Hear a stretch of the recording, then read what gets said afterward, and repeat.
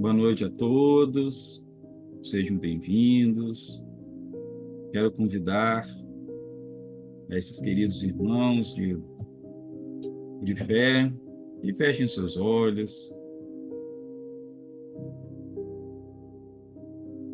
que respirem, sintam neste momento a presença marcante do Mestre Jesus, já que ele nos disse em seu Evangelho: quando um ou mais estiverem reunidos em meu nome, ali estarei.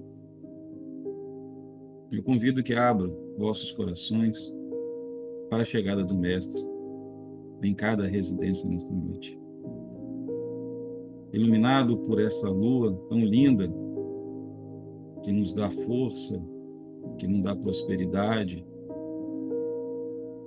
junto com as estrelas que iluminam esse céu nesta noite, que possamos, com toda essa beleza, agradecer a esse Pai misericordioso e justo por nos oportunizar a cada sexta-feira a aprendermos mais, a refletirmos sobre a dinâmica da vida, hoje sobre os relacionamentos, para que possamos aproveitar ao máximo a nossa existência material, que nos oportuniza aquilatar dívidas passadas, que oportuniza reencontrar amores passados, nos oportuniza novos aprendizados, nos oportuniza aprimorar aqueles aprendizados que já trazemos inatos, nos oportuniza ser misericordiosos e bondosos com os outros, que nos oportuniza nessa noite também pedir por todos aqueles que sofrem, os que estão hospitalizados, que sentem nesse momento dores físicas, dores emocionais, dores espirituais, e juntos em um único pensar, pedindo ao nosso Pai misericordioso que visite a cada um desses corações em dor e seja um bálsamo nesta noite. Peço também, Pai, por todos os que estão assistindo a este estudo nessa noite, que o Senhor os ilumine, que os amplie a nossa capacidade de aprendizado, a nossa capacidade de aprender, mas também de sentir aquilo que aprendemos e tenhamos coragem de começar a colocar em prática. Peço, Pai, que o Senhor fique conosco nesta noite, junto com o nosso Mestre Jesus, nossa Mãe Maria e nosso patrono Dr. Bezerra, nos abençoando e nos guardando, hoje e sempre, que assim seja. Mais uma vez, boa noite, é sempre uma alegria muito grande poder reencontrar nossos amigos nessa noite de sexta-feira. Estamos protegidos dos períodos noturnos e hoje o nosso tema é relacionamentos tóxicos. Quero deixar uma coisa registrada. Não sou psicólogo, não sou teórico deste assunto, sou um simples neófito no campo do conhecimento espiritual. Então, me perdoe aos psicólogos que estão assistindo, que poderão assistir. Os que estão assistindo, se eu falar alguma coisa que seja fora das convenções, por favor, tenha a gentileza de ajudar o pobre amigo nesta noite. Bem, dito isso, a minha intenção hoje, né, como portador desse estudo, não é, aliás, até um lema da nossa casa, não é de trazer verdades ou trazer concepções determinísticas sobre determinados assuntos. Mas hoje eu quero atuar muito mais como provocador, como alguém, ou como, né, como nossa casa nesta noite, como que a gente passa a refletir, a se questionar o nosso papel nas nossas relações, né? Nós já sabemos, como espíritas, que nós não evoluímos sozinhos, nós necessitamos do outro. Por isso estamos todos nessa comunhão. Bem, precisamos lembrar, né, que durante, né, a nossa jornada, né, no mundo, né, nessas interações, em algum momento da vida, a gente já experimentou ou já testemunhou em algum momento da vida o tópico dessa palestra hoje, que é relações tóxicas. No nosso mundo, né, não só neste, no planeta Terra, mas em toda a criação do Pai, as interações, elas são inevitáveis para todos nós. Nós vamos encontrar nestas relações pessoas que vão nos inspirar, pessoas que vão nos apoiar, pessoas que vão nos fazer crescer, mas também, em algum momento, nós vamos sim nos deparar com pessoas nestes relacionamentos que irão nos esgotar emocionalmente, que vão nos prender a um ciclo de sofrimento e possivelmente também de dor. Lembrando que no processo evolutivo, nós que estamos aqui estudando a doutrina espírita, precisamos ter muito claro que nós estamos o tempo todo em alternâncias de papéis, para que a nossa completude de sentimento, de emoções, que é o nosso futuro, é a nossa fatalidade de evoluir, ela possa ser total. Então, eu preciso experimentar vários papéis. Precisamos também lembrar de em que local nós estamos inseridos neste momento. O local que eu digo? De planeta. Todos nós sabemos que nós estamos hoje em um momento de transição. Mas quando todos nós, como espíritos, chegamos a este planeta, no qual dão um nome de Terra, nós já estamos vindo de outro orbe, num momento como o nosso, de regeneração, e por não alcançarmos determinados conhecimentos ou atingirmos a nossa evolução moral para continuar nas nossas casas estelares distantes, viemos aqui. Então, precisamos todos nós lembrarmos, trazer em nossa consciência que nós estamos num planeta de provas e expiações. Então, logo, se nós estamos em provas e expiações, significa que nós todos chegamos aqui com assuntos morais a serem tratados. Dito isso, estas relações que hoje nós chamamos para este estudo de relações tóxicas, elas serão caracterizadas por quê? Por desequilíbrios emocionais, por sentimentos de manipulação, por falta de reciprocidade. Por quê? Porque somos todos ainda espíritos imperfeitos.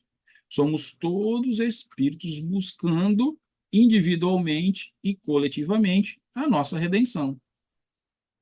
Mas essas relações que com o tempo, com a convivência, podem se desgastar em função dessa toxicidade, ela vai envolver aspectos familiares, ela vai envolver aspectos amorosos, ela vai envolver aspectos profissionais e vai envolver até nos nossos aspectos os nossos amigos. Mas precisamos lembrar da doutrina espírita, aonde nós já temos conhecimento de que essas relações, elas não acontecem ao acaso. Por quê? Todos nós estamos aqui para evoluir. E muitas vezes estas relações serão ferramentas para o nosso aprendizado espiritual. Por que aprendizado espiritual? Porque nós somos seres espirituais vivenciando neste momento uma experiência na carne, na matéria, mas a nossa pátria é o plano espiritual.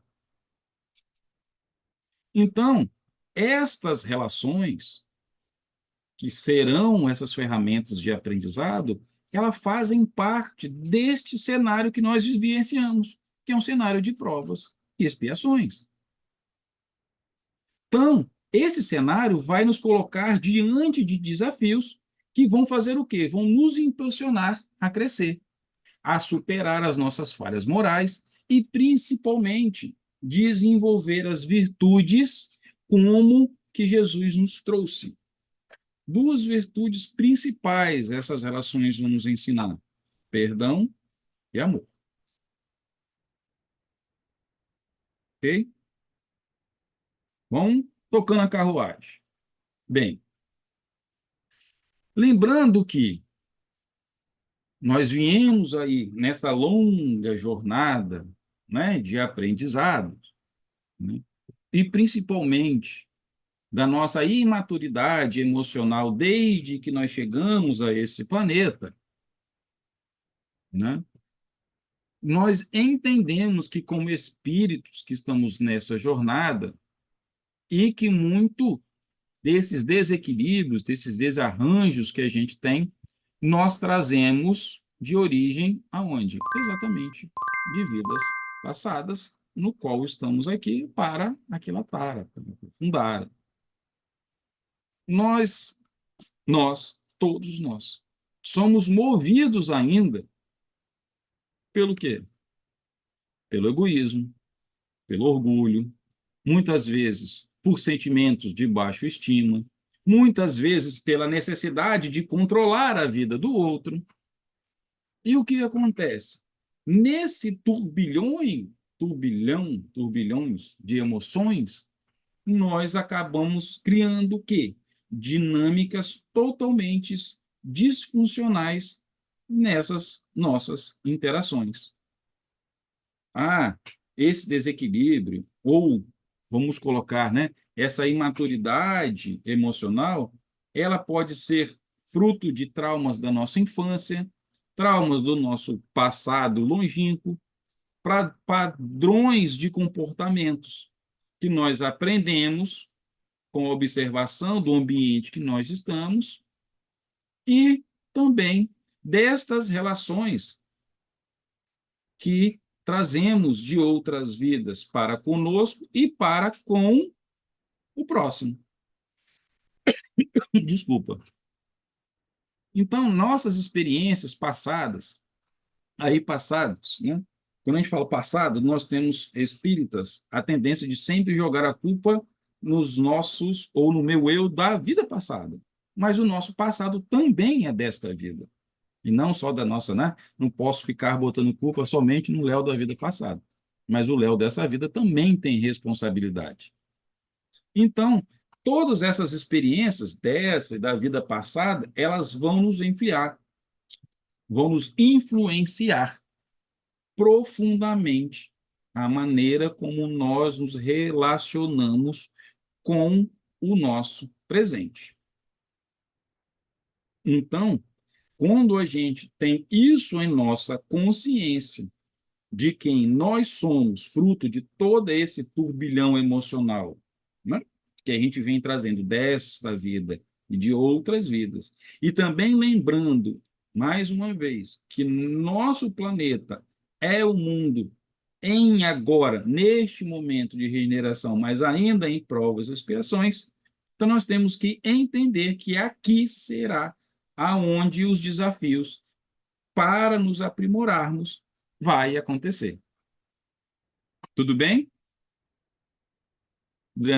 A Adriana já tem uma mãozinha levantada ali já. Então, vai lá, Adriana. Eu ia perguntar. Até agora alguém tem dúvida? Então já tem uma mãozinha, então vamos lá.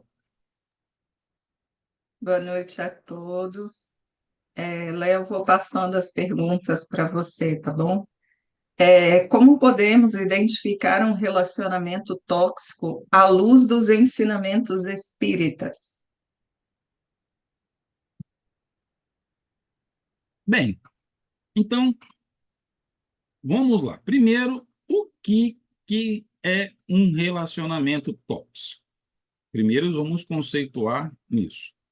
Então, um relacionamento tóxico é aquele que eu causo, né, dor, eu causo esgotamento, aonde nesta relação existe uma grande disfuncionalidade, onde as pessoas, ao lugar de se apoiarem, muitas vezes mutuamente, elas vão fazer o quê? Elas vão se degladiar. Esse é um relacionamento tóxico, certo? Bem, neste relacionamento tóxico, o que que pode acontecer? E aí, aonde vai entrar a visão espírita nisto tudo? Bem, vamos lá. Como eu estou o tempo todo alternando os papéis, ou seja, de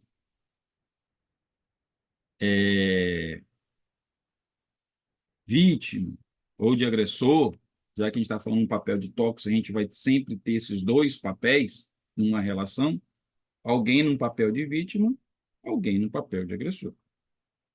Isso vai ser fruto do quê? Da onde vem isso? Isso pode vir, em grande parte, dentro da visão espírita, o quê? Dos nossos relacionamentos anteriores. Ou seja, por exemplo, nós não conhecemos, através da doutrina espírita, a lei de causa e efeito? Sim, não? Então, ou seja, nós sabemos que para toda causa existe um efeito. Então, ou seja, todos nós somos responsáveis por nossas escolhas, por nossas ações.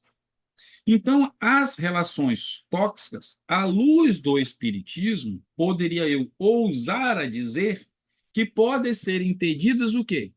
Como uma simplesmente não, né? Mas como uma consequências de nossas ações passadas, onde esses atores, eu vou colocar desse termo inicialmente, esses atores, né? Ambos têm lições que serão aprendidas, que serão, por exemplo, por exemplo, né? Desenvolver paciência, compreensão, para fazer o quê? Para que eu consiga corrigir comportamentos negativos. Eu tenho comportamentos negativos em ambos os atores. É isso que a gente vai tentar compreender esses comportamentos. Então, ou seja, o que que é a luz do ensinamento espírita? Se eu for colocar a luz do ensinamento espírita, o relacionamento que hoje nós damos o nome de tóxico em função da relação entre as pessoas, nada mais, à luz do ensinamento espírita, são relacionamentos necessários para a nossa evolução moral. Então, de tóxico, na verdade, a gente dar esse nome na visão material ou na visão da psicologia, por quê? Ah, porque em tese eu tenho alguém que vai causar dor e o outro está no papel de vítima. Como a gente vê em muitas situações hoje. E a gente vai poder, talvez, entender, dependendo de como as perguntas irão surgir, como a gente permeia e aonde estão os nossos papéis. Então, à luz da doutrina espírita, não existe nenhum relacionamento que é tóxico. Na verdade, esses relacionamentos, em função da lei de causa e efeito, são relacionamentos para ajustar a nossa conduta um com o outro. Por quê? Em algum momento eu posso ter causado dor e agora eu volto num relacionamento desse para mudar de posição, entender a dinâmica, ou muitas vezes eu fui num papel de vítima e agora eu preciso estar do outro lado para compreender melhor essa dinâmica. Então, na verdade, poderia ousar dizer que são relacionamentos saneadores. Você continua com a mão levantada, é porque tem mais perguntas?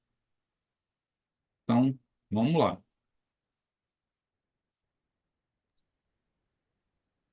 Mas antes de eu fazer essa pergunta, você falou sobre a ideia do relacionamento tóxico, que ele é um relacionamento saneador. Eu achei bastante interessante essa expressão que você está usando, mas a gente também poderia dizer, até por causa da aplicação dessa expressão hoje, a gente poderia dizer que talvez um relacionamento tóxico de hoje ele possa ter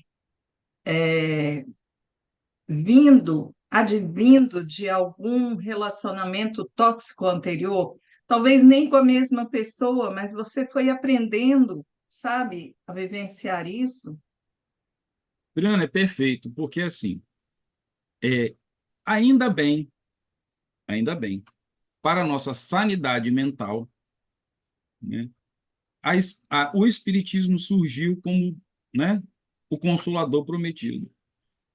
Porque se formos olharmos apenas pelo lado material de uma relação dessa, que é onde as literaturas se apoiam, digo as literaturas científicas, e aí vão levar para ambos os comportamentos, seja ele, aí eu vou utilizar, né, o comportamento do agressor e o comportamento da vítima, aonde eles estarão fundamentados na relação familiar e na relação de infância. Ou seja, eu tive uma relação do meu pai e da minha mãe que poderiam também estar dentro de um comportamento abusivo, ou seja, aí eu cresci vendo meu pai fazendo coisas com a minha mãe, ou falando mais duro, ou dando ordens de uma forma mais agressiva. Quando a gente olha, a gente vê isso aí num passado não muito distante, dessa relação de homem e de mulher. E eu vou vendo, eu cresço achando que aquilo é normal. Então, eu tenho, muitas vezes, um homem vai se identificar com o pai e a mulher vai se identificar com a mãe, sempre submissa, sempre, né, sendo baixa na cabeça e aquele negócio todo. Então, a psicologia, né, alguns livros que eu tive a oportunidade de ler, vão trazer, apontar para os comportamentos futuros exatamente coisas que vão estar nos seus traumas de infância. Estão errados? Não, porque estão no passado. Mas muitas vezes eu trago, e aí, o que é a expressão da minha infância? O que é a expressão do ser? Nada mais é, principalmente na infância, eu vou estar expressando o que eu tenho no meu espírito verdadeiramente.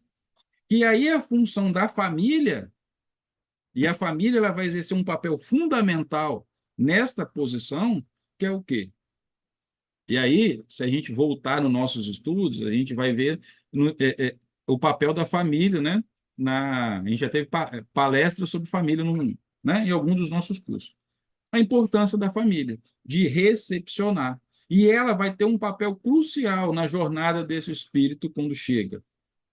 Que é, ou ela vai ser uma família curadora, ou ela vai fazer com que esse trauma, que essas, vamos dizer assim, essas minhas tendências, seja qual for ela, elas serão ampliadas. Mas devemos também lembrar e sempre acreditar de que nada acontece por acaso. Se eu estou inserido em uma família, eu vou usar dois termos, uma família curadora ou numa família disfuncional, também tem um motivo para eu estar ali. Quando criança, eu posso passar por qualquer tipo de influência. Mas quando adulto, eu tenho o meu livre-arbítrio.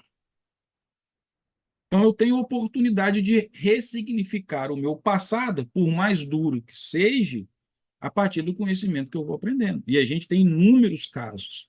Então, muitas pessoas irão conseguir ressignificar, outras não irão conseguir. E a vida vai continuar, como você disse. Aí, aquelas que não conseguiram vão levar para a próxima vida exatamente essas tendências, desses elementos tóxicos. E vão se envolver em outros relacionamentos, até que isso seja sanitizado, que isso seja curado.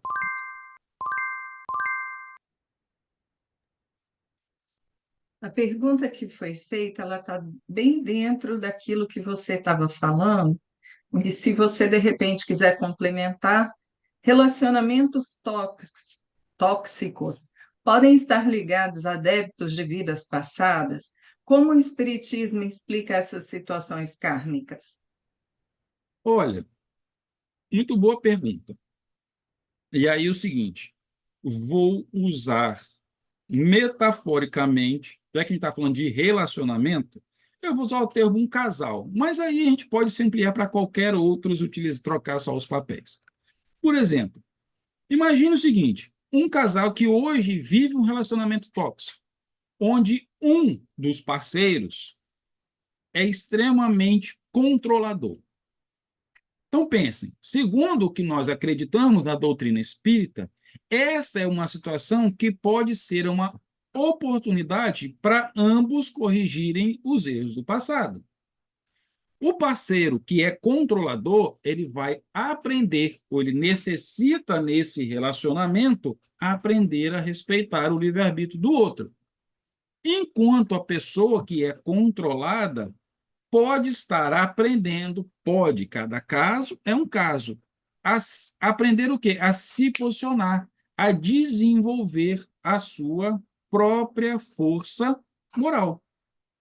Então, ou seja, compreender que estas relações tóxicas, elas não são por acaso, mas serão sempre oportunidades, como a gente já está falando, de essa evolução espiritual, para fazer o quê? Buscar auxiliar as pessoas a buscarem soluções mais equilibradas. Voltemos ao exemplo do Nazareno. Lá na parábola do credor incompassível, ele termina dizendo o seguinte, ó, o escândalo é necessário, mas ai daquele que cometeu. Então, ou seja, nós estamos o tempo todo ao fazendo essas alternâncias. E nós precisamos, por que que isso hoje emerge com tanta força? E é muito, pelo menos eu gosto sempre de ficar tentando ligar pontos entre o que a espiritualidade nos traz e principalmente o que vem acontecendo no mundo, porque hoje a ciência, aí eu vou chamar da ciência da mente, ela dá esse nome numa relação que traz essa relação mesmo de conflito e de muitas vezes, né, de dor, porque essa é uma relação que vai causar dor. Mas nós sabemos que o que move a nossa evolução é a dor. Por nós, espíritos, nós não queríamos nenhum tipo de dor. A gente quer ficar embaixo do pé de coqueiro, bebendo água de coco e vendo a vida passar. Mas se não tiver algo que nos empurre, e aí são estas relações que vão fazer com que a gente vá aprendendo as diversas fases da vida. Então, estarão, como diz a pergunta, né? Relacionamentos tóxicos podem estar ligados a débitos de vidas passadas? Ok. Como o Espiritismo explica essas situações? Dessa forma, de evolução, de sanitização. Por quê?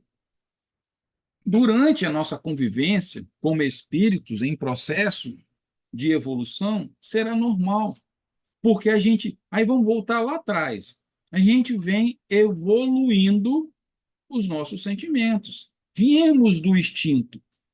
Assim como o diamante, ele advém de um processo de lapidação, ou seja, até ficar com brilho, nossas emoções também serão lapidadas pelo burilamento das reencarnações, dos relacionamentos. Então, a gente vai sim alternar. Mas, primeiramente, a gente vai vir sempre como? Nesse papel do controlador, o cara que é egoísta, o cara que ele é orgulhoso, o cara que quer ter controle. E aí, nesta relação, muitas vezes, a gente vai começar a ver que em algum momento alguém vai exercer um poder maior sobre a gente. Esta é a relação dos nossos débitos passados, dos nossos relacionamentos. Agora, a notícia é boa, que foi que Jesus nos trouxe, essa boa nova de Jesus, é o quê? É que isso vai passar. Que através dessas duas palavras simples, mas eternamente, ou não eternamente, eternamente, mas simples, mas amplamente poderosas, que é o perdão e que é o amor. São eles que vão formar essa química dos relacionamentos tóxicos e vão se transformar ele em relacionamentos amorosos. Porque quando nós tivermos mais para frente, de vez no planeta de regeneração, aqueles que passaram e compreenderam e aprenderam, entenderam exatamente esse momento que eu passo, entenderam o seguinte, que eu estou passando por provas, que é o quê? Ah, eu fui lá e estudei o negócio. Desencarnei, virei fantasminha, fui para o plano espiritual, tive contato com todo aquele ensinamento, estudei, falei, não, agora eu vou mudar de posição. Vai acontecer uma série de acontecimentos para me testar. Essas são as provas. Agora, as expiações são as coisas que eu preciso de reparar com o próximo, que é com quem eu vou estar em relacionamento. Seja com meu irmão, seja com minha esposa, com meu esposo, seja no meu ambiente de trabalho, seja em qualquer lugar, porque esse tipo de relacionamento ele vai existir nas nossas vidas para que a gente possa recuperar esse exatamente, vou usar, né? E nossos débitos anteriores. Essas são as nossas expiações. Mais perguntas? Manda lá. Além de orar por uma pessoa, Como cuidar e ajudar dela, sendo que ela passa a maior parte do tempo reclamando e nada agradece? Bem, a oração é o principal elemento. Por quê? Porque cada um ele só consegue se transformar. O máximo que todos nós podemos fazer, muitas vezes, é lançar, eu vou usar o termo assim, iscas, fagulhas, para que aquela brasa, sim, acenda novamente. Mas manter ela acesa vai ser a responsabilidade de cada um. Por exemplo, existe, quando a gente, eu vou usar o exemplo da motivação, da gente estar se motivado. Muitas vezes, vamos botar nós espíritas, vamos num congresso espírita, vamos ver aí nossas referências, irem falar, né? A gente vai lá ver o Haroldo, né? O Rossandro, aquele povo todo, né?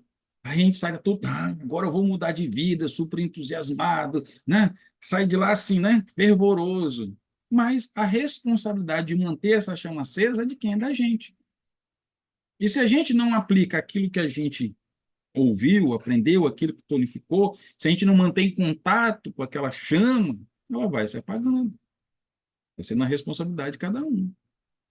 Então, ou seja, como que a gente pode cuidar? Primeiro, na minha, olhando como Jesus poderia olhar, é sempre estar ao lado da pessoa. Ouvir, mesmo que seja ela reclamando. É estar próximo sem julgar. Porque quando eu começo assim, tu só reclama, eu estou assumindo o papel de quem está julgando. Eu consigo realmente entrar no corpo dela e sentir o que ela sente, das suas experiências dessa vida, das experiências desses sentimentos inexplicáveis que jorram em nosso ser, que advêm, que a gente não sabe de onde. Mas hoje, nós espíritas sabemos que advém das nossas ligações passadas. Todos os nossos sentimentos, eles vão passando de vida para vida. É o nosso tesouro, é o tesouro que Jesus fala que a gente, é a única coisa que a gente leva. É isso. Então a gente não está no outro, a gente não consegue ver o outro. Então, qual a melhor forma de cuidar é estar perto e amá-la incondicionalmente. Deixa ela reclamar. A gente pode, talvez, mudar o enredo da história, contar uma história diferente, tentar fazer, mas ela vai ter o momento dela. Como está lá, né? Acho que é, em Provérbios, né? Tudo tem o seu tempo. Tá até no livro, lá no primeiro livro da Giane, né? Começa lá com essa parte. Então, tudo tem seu tempo. E uma das dinâmicas que a gente compreende dentro da doutrina espírita é exatamente olhar para o outro e entender que o outro está no seu tempo. E que a nossa relação é simplesmente de amar, de compreender. Então, orar é importante, claro. Nós vamos dar subsídios energéticos para ela, estar ao lado dela, servir de exemplo. Muitas vezes, vamos levar essa pessoa que reclama para uma palestra na fraternidade, ela vai escutar o outro. Mas eu vou usar a metáfora do cubo mágico, né? Que tem aquele monte de cor que você vai virando assim. Então, ali, nós somos o tempo todo, as nossas vivências, movendo o cubo mágico. Aí, quando a gente junta todo lado de uma cozinha, a gente não fica feliz? É quando a gente desperta, quando a gente entende aquilo e fala, isso faz sentido na minha vida. Agora, qual vai ser o momento dela? Pode ser lógico. Ela pode descobrir isso lá no finalzinho da vida dela, quando ela está desencarnando, e fala assim, puxa vida, agora eu compreendi, graças a Deus, ela compreendeu nesta vida. Já passa para outra vida com um entendimento diferente. Então, a melhor forma que a gente cuidar e ajudar uma pessoa que passa a maior parte do tempo reclamando é estar ao lado dela, servindo de exemplo, servindo de amizade, até que o momento dela chegue de virada. A gente não pode forçar que ela agradeça. Ah, ela vai ver por si que às vezes um dia pode estar, sabe quando a gente está lá no fundo do poço? Aí hoje vamos pegar, né? Tem uma fonte inesgotável hoje de informação. Telefone celular. Entro lá, estou muito triste. Estou reclamando, nada dá certo na minha vida. Aí tá bom, vou passar o tempo. Entro no Instagram. Aí começo a ver a história de um, ver a história de outro. Aí vejo um negócio engraçado, dentro daquela parte de rios, aí começo a ver. Aí para um que chama a atenção dela. Você já agradeceu hoje? Só por você estar vivo? Ela é. Sabe que eu não tinha pensado nisso? Poxa. Então são pequenas coisas que vão somando ao longo da vida até que o copo enche, transborda e ela muda. Cada um no seu tempo. A melhor forma é aguardar o tempo do outro. Mais pergunta? Manda aí. E eu ainda fico somando as minhas, aí fica mais, hein? Léo, eu entendi o que você colocou e eu achei assim de uma profundidade intensa.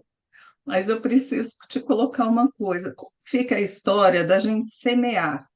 Eu entendo que a gente, por exemplo, uma pessoa que está reclamando muito, que nunca agradece, que está do seu lado, eu acho que uma das melhores posturas que nós temos é a gente não se contaminar, porque a tal da reclamação parece um vírusinho, né? Que a gente se contamina e começa a reclamar junto. Então, isso é uma coisa. Mas e a ideia do semear? Porque se a gente estiver do lado de uma pessoa tentando colocar o nosso exemplo, mas a pessoa ela não perceber que ela está fazendo isso, nós necessitamos falar com ela, não é? Nós necessitamos dizer que aquilo não está bom, não é? Ou eu estou errada? Não, Adriana, você não está errada. Só que o que acontece? Isso é uma faca de mil legumes, né?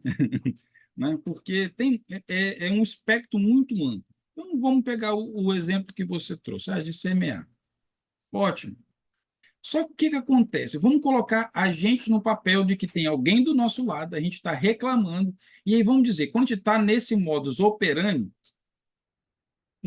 aí entra o papel do nosso orgulho. Eu sei de tudo da vida. E aí, quando você fala, gente, para de reclamar, a primeira coisa que vem da nossa cabeça, aí eu estou falando por mim, né? No dia que eu tiro para reclamar, e alguém vem me falar o contrário, eu falo, vem cá, você sabe o que eu estou passando? Você sabe exatamente a dor, o tamanho da minha dor para eu reclamar? Então, nós temos que fazer o papel de semear. Só que nós precisamos ter sabedoria e o momento certo de semear. Porque senão nós seremos como o semeador do evangelho. Vamos semear. E dependendo do tempo da pessoa, a nossa semente vai cair aonde? Lá no meio dos espinhos. E ao momento certo, ela vai colocar. Então, até este momento, por exemplo, há um muito tempo atrás, eu fiz um curso de programação neurolinguística. E existe um pressuposto. Quando você quer mudar a percepção de alguém, que primeiro você acompanha e depois conduz, né?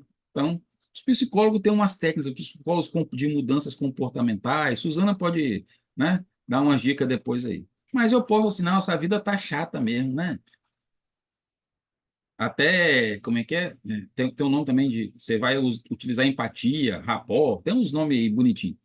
Realmente, hoje a vida está muito chata, dia cinzento. Aí você vai concordando com ela, você entra na frequência dela. Depois, pô, mas o dia realmente está cinza, né? Pô, mas a chuva é tão bacana, né? Olha, então você pode sim utilizar de elementos para que ela possa perceber. Mas o nosso sentimento, e aí existe me lembrei agora, eu não li o livro todo, eu vi um pedaço de um filme chamado A Profecia Celestina. E nesse filme mostra, né, as nossas energias. E as nossas energias dizem exatamente o que nós somos. Se eu estou realmente nessa energia de abraçá-la, de escutá-la, eu vou fazer essa sintonia, ela vai me enxergar como igual. Então, quando ela enxerga, eu posso ali dar sugestões para que, com o tempo, ela vá mudando. O que eu não posso fazer é exigir que ela mude de postura imediatamente. Ou vamos imaginar, eu planto a semente e eu quero que a semente nasça no meu tempo. E a gente sabe que nem na natureza é assim.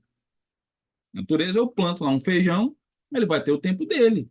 Eu planto o milho, vai germinar no tempo dele, o trigo, e assim todas as, né, coisas da natureza. Então, talvez, complementando o que eu disse antes, essa semeadura é entender que a gente pode sim, com cuidado, principalmente com respeito, de não lhe impor, mas de levar uma, né, de tentar trazê-la dentro do seu universo, dentro daquilo que ela está trazendo de reclamação, né? Acompanhar, acompanhar e depois conduzir. Muito bom. Pergunta: você tinha falado sobre perdão e amor, e a pergunta ela fala exatamente sobre até que ponto devemos praticar o perdão e a paciência em um relacionamento difícil sem comprometer nosso bem-estar espiritual. Vamos lá. Muito boa pergunta. O que que o Evangelho, e aí a gente vai voltar, o Evangelho do nosso Senhor Jesus Cristo e vamos trazer dentro do Evangelho segundo o Espiritismo. Bem, ambos, né, já que o Evangelho segundo o Espiritismo nada mais é do que uma reinterpretação, bota exatamente uma ênfase muito grande como o perdão como um meio de libertação, tanto espiritual quanto emocional. Vale a dica, livro da Adriana, Perdão, a chave para a liberdade. Né? Voltando. Então, ou seja, o que, que o Espiritismo, de uma forma geral, nos incentiva exatamente a gente desenvolver o perdão como essa ferramenta de cura? Primeiro, o que, que nós aprendemos? Que guardar ressentimento apenas nos aprisiona nosso espírito, impedindo que a gente possa evoluir. O perdão, como a gente está falando, né, como chave, como forma, ele faz o quê? Ele liberta. Não só quem perdoa, mas também aquele, né, o perdoado. Porque vai permitir que ambos os espíritos sigam em frente exatamente sem um peso. Agora você fala assim, mas por que que liberta o outro? Precisamos entender o nosso processo energético. Enquanto eu não perdoo alguém, enquanto eu estou magoado com alguém, eu estou em um processo de ligação energética com essa pessoa. Hoje, já tem algumas matérias que falam, vamos limpar os cordões energéticos, porque nós estamos ligados um com o outro. É o quê? Exatamente estas ligações. Só que a maneira de limpar verdadeiramente estes cordões é através do perdão. Então, vamos imaginar. Eu tinha lá uma amizade com alguém e que terminou de uma forma muito dolorosa exatamente em função desse comportamento que hoje chamamos de comportamento tóxico. Então, aquela pessoa que opta por não perdoar, ela vai carregar o peso desta relação por muito tempo. Então, o que, que acontece? O Espiritismo exatamente nos mostra que é o ato de perdoar, aquilo que a gente está falando, vai libertar a gente desta mágoa e vai permitir que esta relação ela aconteça, vai fluir essa energia de uma forma mais harmoniosa. Agora, ponto, parágrafo. Nós devemos praticar o perdão, mas sem confundir perdão com permissividade. Ok? O Espiritismo incentiva o perdão, fato, mas também temos e reconhece a necessidade que nós precisamos ter de nos proteger de situações que serão prejudiciais a gente. E aí, praticando de que jeito? O auto-amor e o desapego, quando necessário. É melhor, é melhor eu não carregar mágoa em função desse afastamento, em função desse amor da minha proteção, do que eu ficar junto e carregar mais uma. Por quê? Nós não saímos. Por mais que estejamos em provas e expiações, nós não saímos do plano espiritual para chegarmos ao plano material, para aumentar, digo, como objetivo, aumentar os nossos desequilíbrios. Ao contrário, nós saímos do plano espiritual para o plano material, para melhorar o nosso auto-amor. Não foi esse o ensinamento mestre? Amar o próximo como a ti mesmo.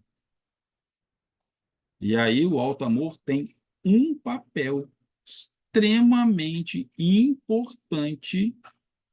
importante neste processo.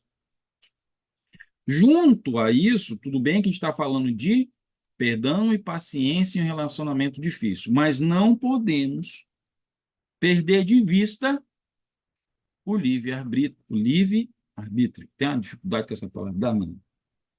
Ou seja, cada indivíduo tem o poder de escolher como agir em suas relações e, ao mesmo tempo, carrega a responsabilidade dessas escolhas. Então, ou seja, em uma relação tóxica, tanto quem está no papel de agressor quanto quem está no papel de vítima, todos têm livre-arbítrio. Por quê? O agressor ele pode ter a escolha de mudar o seu comportamento e evoluir. E a vítima também tem a escolha de se afastar ou enfrentar a situação com a maturidade emocional. Ambos serão responsáveis pelas consequências espirituais das suas escolhas. Mas, vamos lembrar, o Espiritismo não ensina que nós devemos nos sentir presos a situações destrutivas, porque nós temos a graça e o poder de agir e mudar o curso de nossas vidas. Então, nós podemos e devemos nos preservar. Mais perguntas? Foi dito. O palestrante explicou muito bem sobre como funciona o aprendizado do relacionamento tóxico no mundo espiritual. Mas como agir no mundo material quando os relacionamentos partem para vários tipos de violência? Deixa eu ler de novo para eu captar a mensagem.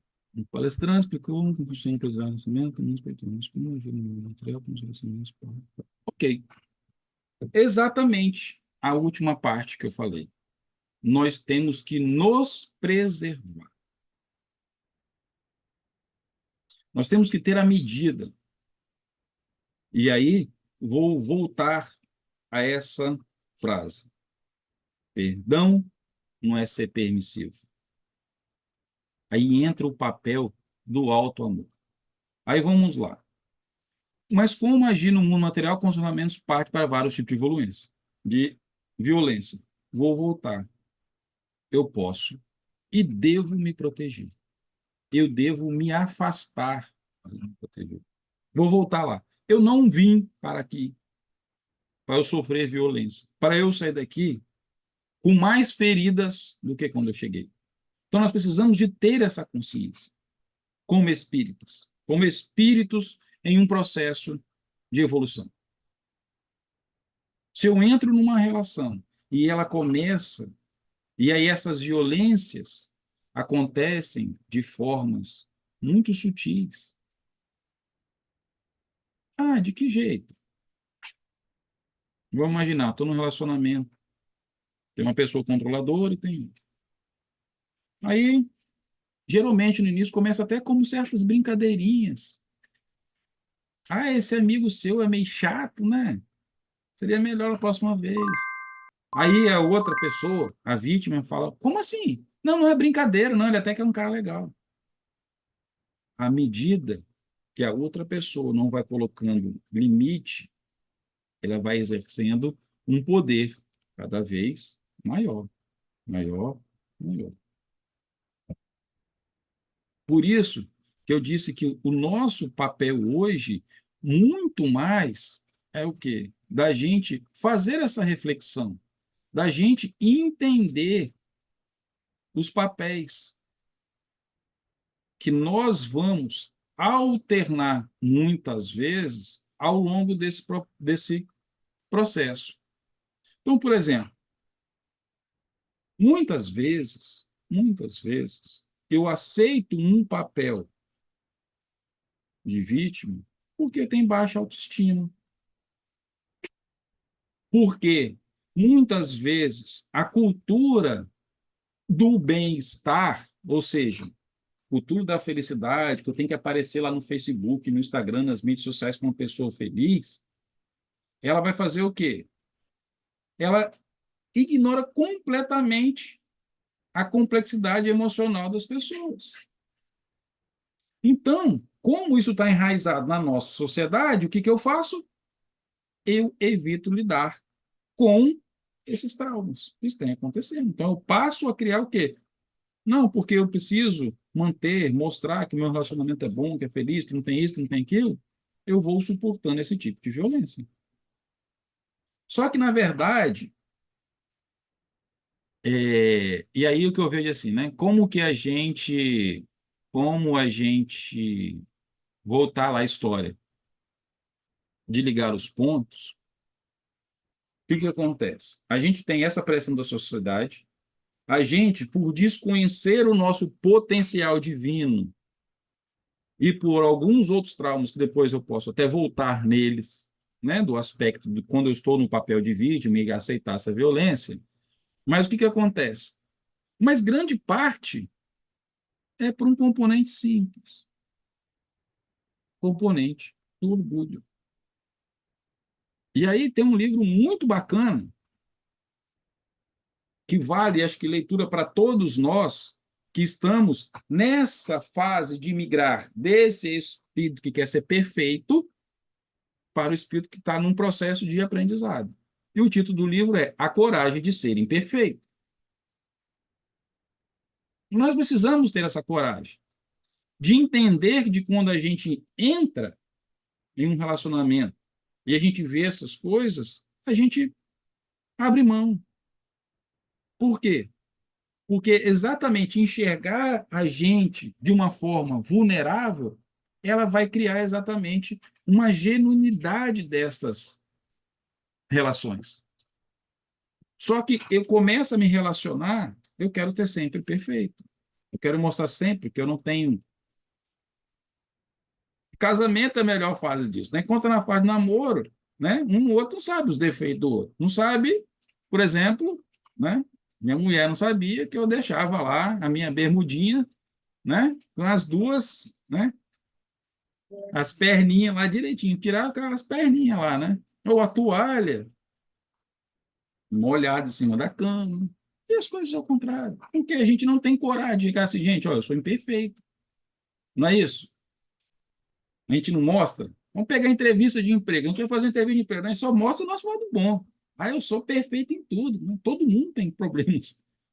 Hoje, os recrutadores até admiram muito mais aqueles que colocam ali. Mas a própria sociedade requer. Então, isso vai ser uma mudança também cultural. Cláudio, o nome do livro é A Coragem de Ser Imperfeito.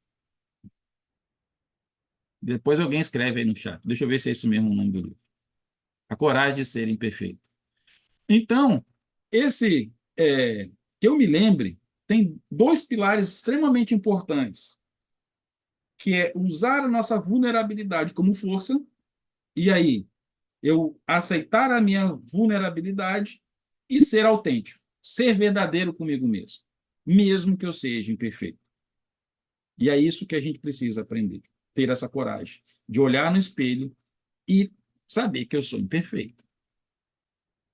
A segunda, que é muito importante neste processo, e aí vamos imaginar, se eu estou num relacionamento Vamos imaginar que depois que a gente sai daqui hoje, a gente se interesse mais sobre o tema e começa a pesquisar. Essa é a minha principal meta hoje, né? Que a gente entre mais. Conseguir me identificar, me colocar em certo ponto. Primeira coisa que eu vou fazer é me tratar com autocompaixão. É usar esse processo, é extremamente importante. Muito importante.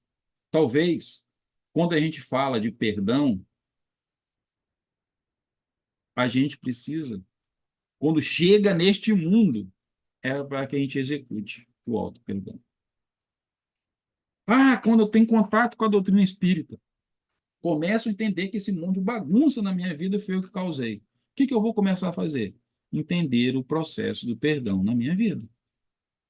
Como que a autocompaixão ela vai ser importante neste processo? Bem, e o que seria autocompaixão? Simples.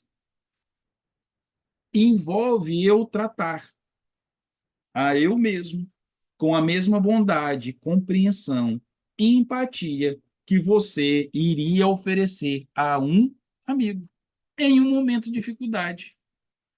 Então, no lugar de eu pegar o chicote, ficar me debatendo, né, por meus erros e pela minha imperfeição, o foco da minha compaixão vai ser em reconhecer que falhar faz parte da experiência humana. E reconhecer isso vai nos fazer melhor. Então, quando eu começo a criar, eu crio um espaço mental melhor, mais positivo, que vai permitir que a gente vá lidar com essas situações que são extremamente desafiadoras na nossa vida de uma forma mais suave, sem utilizar a culpa. Quando a gente lê esse monte de literatura espírita que a espiritualidade já mandou para a gente, desde lá de Chico Xavier, ou talvez até antes, lá no livro Céu e Inferno, vamos partir do princípio do panteão espírito de Kardec, a gente vai ver o papel, o como a culpa atrasa o nosso processo. Então, o processo de se perdoar, de ter autocompaixão, é extremamente importante. Vou dar um exemplo simples. Eu cometi um erro lá no meu trabalho. Levou um pequeno, deu uma zica lá. Então, em vez de eu pensar assim, puxa, eu sou péssimo no que eu faço mesmo, eu não consigo fazer nada direito. Como que eu poderia utilizar a autocompaixão? Ok, cometi um erro. Mas isso não me define quem eu sou, profissionalmente, pessoalmente. Então, eu vou olhar comigo mesmo e dizer o seguinte, todo mundo, quem é que não comete erro nessa vida? Esse é um olhar compassivo. E aí, qual o aprendizado que eu tenho? Qual o processo de reflexão que eu tenho? Será que eu poderia ter feito de uma forma diferente? Talvez eu me distraí usando o celular na hora que não deve. Aí eu vou fazer um pequeno inventário, um processo de reflexão de que eu poderia mudar. Então, ou seja, isso começa a fortalecer a gente. Aí voltando lá no tema anterior, né? Perdão e auto-amor. Então, neste mundo material, né, quando os relacionamentos partem para levar esse tipo de violência, a gente volta para si mesmo, volta para se proteger. E a forma como que a gente tem que se proteger é nos amando. Por isso que Jesus botou: amar o próximo em ti mesmo. Isso é extremamente importante. Então, o caminho do alto amor é extremamente importante para poderia até, eu vou usar novamente a expressão, ou usar a dizer, que é o próximo passo do nosso degrau, do nosso processo de evolução. É a gente realmente se amar. Quem nós somos. Por quê? Nós somos filhos de Deus, gente. Temos dentro de nós a centelha divina. Então, isso a gente precisa de valorizar. Com a quantidade de coisas. Dona Maria Modesta, que escreve com Vanderlei, que é da mesma editora de Adriano, Ela tem uma frase que eu me lembro dela falando, não sei se é alguém outro que ela cita, não? Mas vamos lá. Ela fala que um diamante no lodo não deixa de ser um diamante. E o que nós somos? Diamantes. A gente precisa de fazer essa conexão. E muitas vezes nesse relacionamento que nós estamos chamando hoje de tóxicos, ele serve exatamente muitas vezes para eu encontrar alguém. Alguém vai despertar isso em mim. Em vez de eu me refugiar, eu tenho a coragem de despertar o meu amor. Ah, de que forma? Aí eu vou um processo terapêutico, vou procurar um psicólogo, vou procurar uma série de conteúdos, né? Minha função aqui hoje é só lançar insights. Mas muitas vezes a psicoterapia está aí para isso. Por isso que a espiritualidade enviou para o mundo os psicólogos para criar as teorias, né? Seja por Jung, seja por Dr. Fritz, seja por vários outros estudiosos aí, né? Não só psicólogos, mas filósofos, que vão fazer com que a gente se questione no nosso dia a dia. Mas vamos lá, Adriano. Mais pergunta? Já que são 9 e 10, né? Praticamente. Então, além dessa que eu vou fazer para você agora, ainda temos mais 7. Meu Deus do céu, vou ficar até É, amanhã então, sem pergunta. então você faça favor, Então vamos lá, respeite a moderadora e me vamos dá acelerar esse tempo. negócio aí. Vamos embora. Vamos embora. Então, a próxima pergunta. Como você é médium, estava falando sobre isso, como amor próprio e o respeito por si mesmo são tratados no Espiritismo quando enfrentamos um relacionamento abusivo? Bem, voltando alguns passos atrás, nós entendemos que quando a gente está num relacionamento desse, um tem que aprender com o outro, não é? Essa é a teoria, né? Isso é o que nos é posto através da relação de causa e efeito. Então, eu começo a entender que se eu estou num relacionamento onde alguém tenta me controlar, né? O outro pode tentar. Me controlar vai ser eu permitir ou não, livre-arbítrio. Então, vamos lá. À medida que eu sofro isso, e aí vale um ponto importantíssimo. Comigo, hein? Quando a gente fala de ação e reação, a gente lembra lá da lei da física, né? Toda ação causa um movimento de mesma intensidade e maior de volta, não é isso? Ah, e a gente traz para o nosso mundo normal, dos seres humanos. Se alguém me dá um soco, eu vou dar um soco porque é a lei da ação e reação. Pausa. O ser humano, entre eu, entre uma ação e a reação, existe uma coisa chamada escolha. Então, eu posso como escolher. Então, vamos levar isso com a gente. Eu posso escolher. A escolha, ela é minha. Então, entrei, me identifiquei, fui lá, pesquisei, comecei a ver algumas características, né, de manipulação, começa com aquelas brincadeirinhas, começa a me cessear, começa a ter ciúmes. O manipulador ele tem um monte de ferramentas. Eu não vou adentrar para não espichar demais a resposta. Eu identifiquei, percebi, aí o amor e o respeito no nós volta lá no capítulo anterior à resposta. A melhor forma é eu me fortalecer. E a forma de eu me fortalecer é eu me amar. A medida pode ser o seguinte: vamos usar o exemplo lá do casal. Eu tenho consciência que eu farei até que isso não me machuque, eu vou tentar colocar os limites no outro. Mas cadê Suzana? Suzana não está aqui, não estou vendo ela aqui na tela. Mas eu tenho certeza que a maior dificuldade apareceu lá, né, Suzana? Que talvez, estou falando Suzana porque ela é psicóloga e está envolvida ali nesses processos, né, de escuta ativa e né, de fazer com que o outro reflita constantemente. Mas acredito que a coisa mais difícil para a gente é aprender a dizer não. E também é muito difícil no relacionamento, quando a gente passa um tempão num relacionamento totalmente permissivo da nossa parte, e de um momento a gente começa a dizer não. O outro fica muito doido com isso. E aí, nesse momento, é o momento que eu faço uma escolha. Vou me amar ou vou continuar sendo permissivo? Então, seja, Dentro do Espiritismo, já que é a pergunta, né? Como amor próprio e respeito são tratados no Espiritismo quando enfrentamos, o Espiritismo vai dizer para a gente: se proteja, se desapegue, se afaste. O importante é que você pare de sofrer, que você não acumule mais mágoas. Se isso está te machucando, se afaste. Procure se amar. Aí vale, né? Ah, de que forma? Ah, eu vou ler lá o livro lá, né? A Coragem de Ser Imperfeito. Vou entender porque eu passei por aquele processo. Vou entender, vou me aprofundar nisso, compreender, me abrir, sentir essas emoções. E aí, a partir, isso se chama o quê? Reforma íntima, gente. É exatamente lidar com essa monte de emoções. Então, o amor próprio, essa autocompaixão, é que o Espiritismo quer que a gente compreende, que a gente passa a abraçar e cuidar da gente mesmo. Next question. Vamos lá. De que maneira a prática da caridade e da compreensão pode ajudar a transformar um relacionamento tóxico, se isso é possível? Olha, eu não posso mudar o outro. Ponto. Um relacionamento tóxico. Eu posso começar a colocar os limites.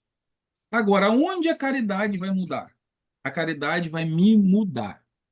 De que forma? Ah, estou num relacionamento, né?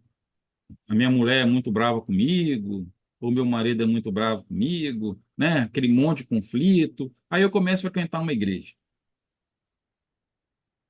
Aí vou pegar a igreja católica, já que eu sou espiritólogo. Aí eu tenho, a igreja tem um monte de pastoral. Vai da criança ao encarcerado. E aí eu vou ver qual é o meu carisma e aonde eu me aproveito mais. Eu começo a fazer o trabalho. Eu começo a ver que a prática do bem me traz sentimentos que ali não estão mais. E aquilo começa a me fortalecer. E aí, na prática do trabalho, aí vamos puxar, né? Vou para a fraternidade, eu começo a ter contato com alguma palestra. E aí eu começo a ter contato com alguém e começo a ver que as pessoas podem ser felizes sozinhas. Eu começo a me amar mais. Porque na caridade eu tenho contato com amor. O amor, ele é curador. Então, a caridade, ela vai fazer com que eu me sinta melhor. E a partir do que eu mudo minha energia, eu começo a ter, muitas vezes, uma claridade, uma forma de raciocinar que eu não estava tendo, que eu começo a ter os olhos de outro, começo a ver o mundo de outro jeito. Então, nós já sabemos, através da própria codificação kardeciana, que a caridade é o único modo que nós temos, né, de converter o mal que nós fizemos no passado. Então, pode ser que muitas vezes um relacionamento abusivo, tóxico, me leve a praticar a caridade. Por quê? É uma forma de escape, uma forma de eu me recuperar. E com isso começa a me transformar. Começo a ter contato com outras energias, com outras situações. E aí cada caso é um caso, né? Mas essa prática da caridade vai fazer com que eu mude. Aí eu posso, inclusive, enxergar o outro de outro jeito. E aí é onde também entra o amor, porque antes aquilo me causava mal, aquilo me feria. E agora eu começo a entender que no lugar de me ferir, eu posso devolver, transmutar as ofensas em amor, da forma como Jesus amou todos os seus inimigos. Está lá, o ensinamento dele. Amai os inimigos e olhe por ele. Nosso inimigo pode estar dormindo, né, ao lado da gente. Então, isso é uma prática. Mas desde que isso não vá ferir a gente. Vamos sempre lembrar dessa frase. Começou a me ferir, eu posso, tenho o direito. E perdão não é permissividade. Tudo bem? Espero ter respondido.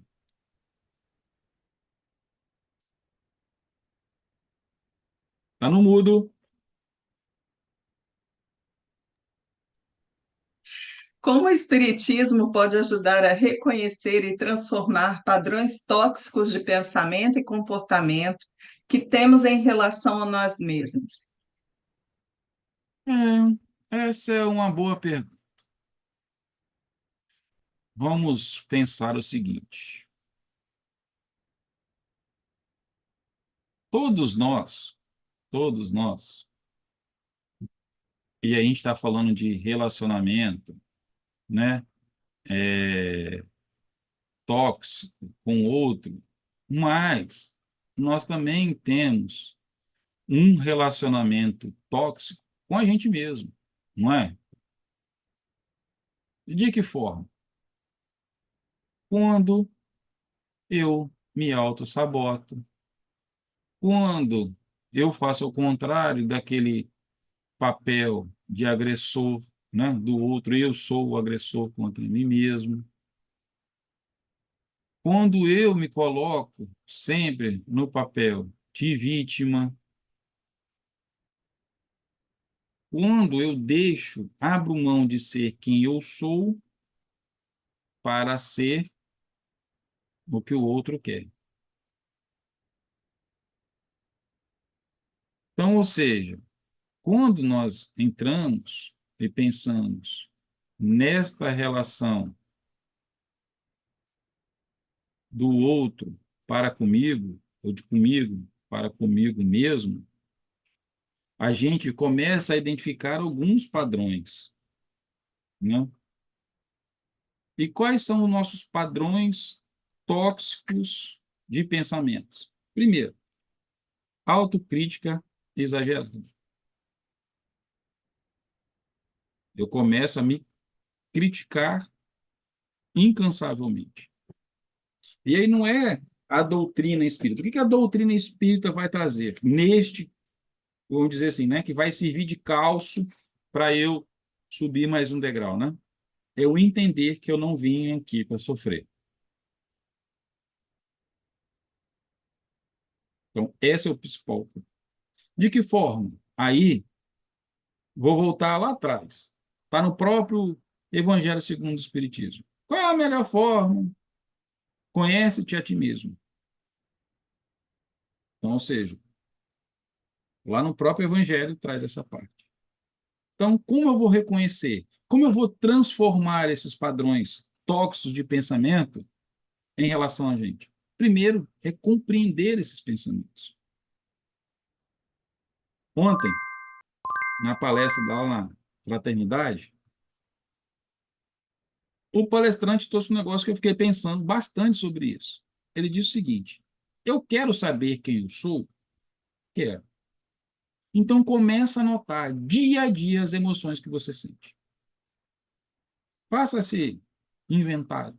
Sentir raiva, sentir amor, pode botar lá o comportamento. Ele até deu uma dicasinha, né? Bota lá o comportamento, o que que extingou, o que que levou a você sentir aquilo. Vai todo dia. Primeiro você só nota. Chega no final de um mês, ou se quiser ampliar para ter mais certeza, faz 2 meses, 6 meses. Depois começa a agrupar esses sentimentos. Ou quantificar quantas vezes em um mês eu fiquei com raiva, 10 vezes. Quantas vezes eu senti carinho por alguém, 11 vezes. Quanto mais eu perdoei, você vai ter ali um inventário do que passa, como diz ali, né? Esses padrões, aí os padrões tóxicos de pensamento é o quê? Autodestrutivo, baixa autoestima, quando eu faço aí eu negligencio o meu amor próprio, a falta de autocuidado. Olha só, o autocuidado com o meu próprio corpo e com aquilo que eu vou nutrir os meus pensamentos, também é um pensamento intrusivo tóxico na gente. Ah, eu estou com preguiça, né? Vamos pegar as mulheres que são mais vaidosas que o homem, é tudo relaxado, né? Ah, eu amanheci, não quero pentear meu cabelo, eu vou para a rua sem botar nada, vou sair toda desgrenhada. Ó, preste atenção nisso.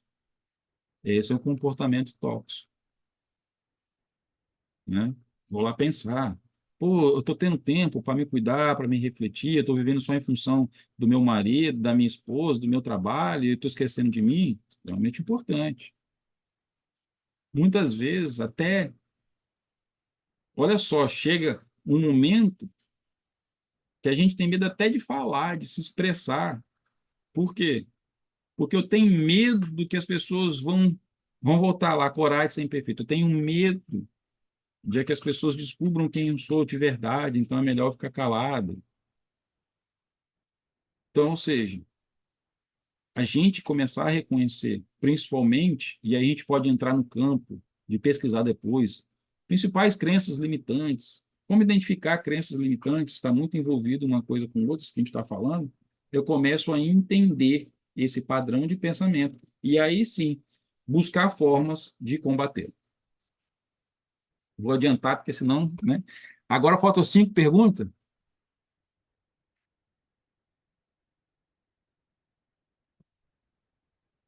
É, só uma, porque as demais você respondeu.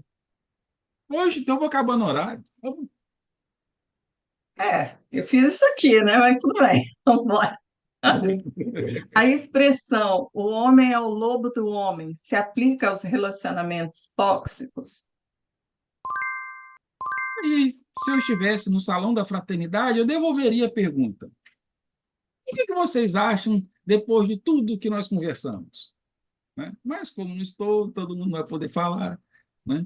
Mas, Mas, Léo, mas espera aí, explica ah, essa expressão, porque eu não a conheço. não, o homem é o lobo do Não, homem? Sério mesmo? não conheço.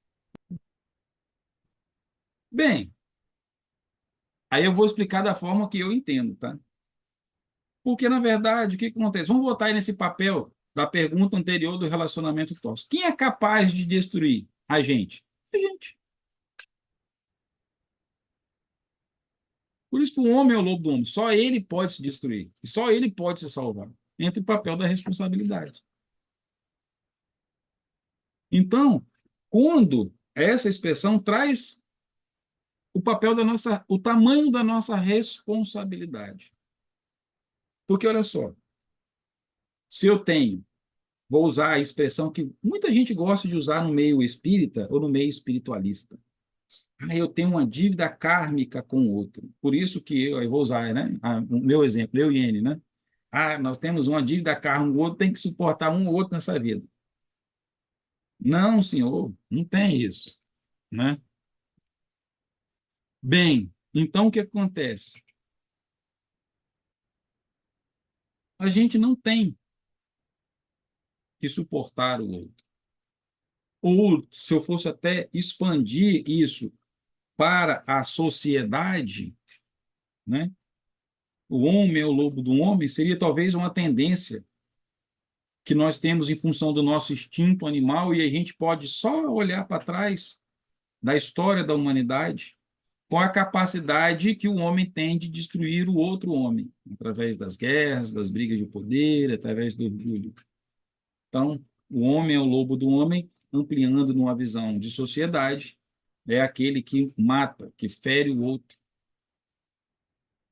Já que a gente está trazendo por um relacionamento tóxico com o outro e consigo mesmo, a gente pode utilizar as duas vertentes.